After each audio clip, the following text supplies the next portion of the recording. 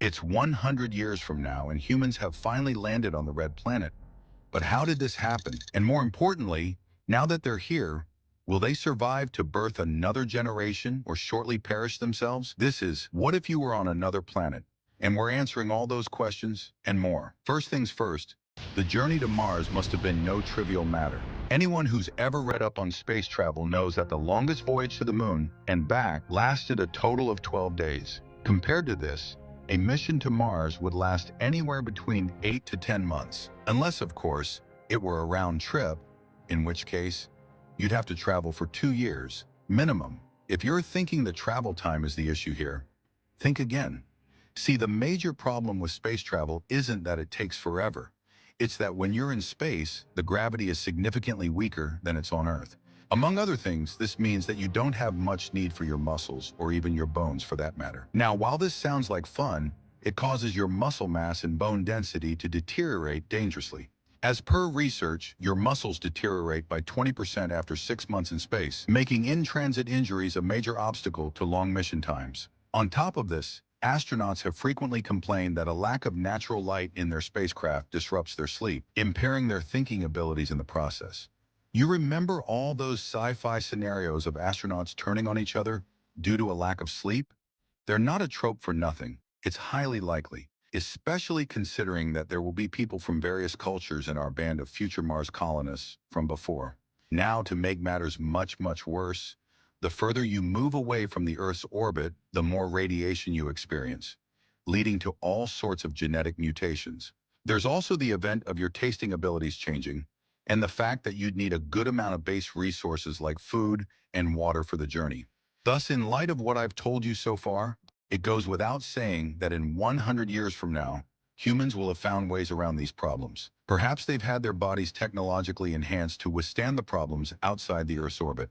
For example, maybe they've worked out a way to reduce their appetites, or perhaps a really strong sunscreen perfectly suited to fight the radiation in space. But this begs the question, if they did get their bodies enhanced to adapt to Martian conditions on Earth, how did they survive in the time that they were still living there? Additionally, did all humans get to do this? Or was everybody, except a privileged few, left behind? So you see, getting to another planet is much harder in practice than it is in theory, and not as impartial as it may appear. Moving on, if we manage to colonize Mars despite these issues, there's no chance of us procreating on it.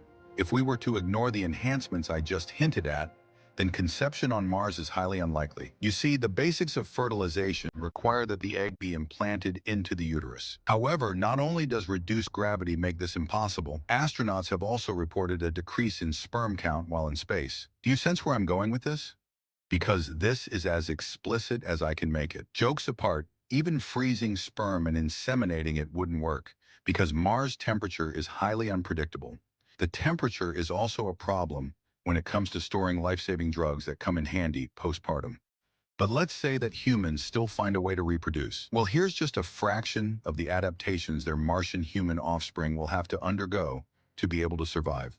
To begin with, they'd have to develop different skin tones to combat the increased exposure to radiation on the planet. Perhaps they'd need to generate a compound similar to melatonin, which helps us to fight UV rays on Earth. However, if they're raised underground with the soil as their defense mechanism against the Martian atmosphere, then they're probably going to grow up nearsighted. Think of them like all those underground animals who navigate things primarily by touch and smell. Moreover, some researchers also reckon that they'd need to develop bigger lungs to be able to breathe in the planet's toxic nitrogen and carbon dioxide-laden air. And don't even get me started on the psychological challenges of growing up on a planet where everything is out to get you. So there you have it. This was just a brief look at what moving to, reaching, and staying on Mars could imply for Earthlings. If anything, let this video be a lesson. There's no other planet, so we need to figure out ways to preserve this one, and fast.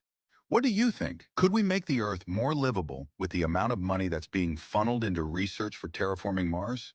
Let us know in the comments below, and stay tuned for more scenarios that make you think.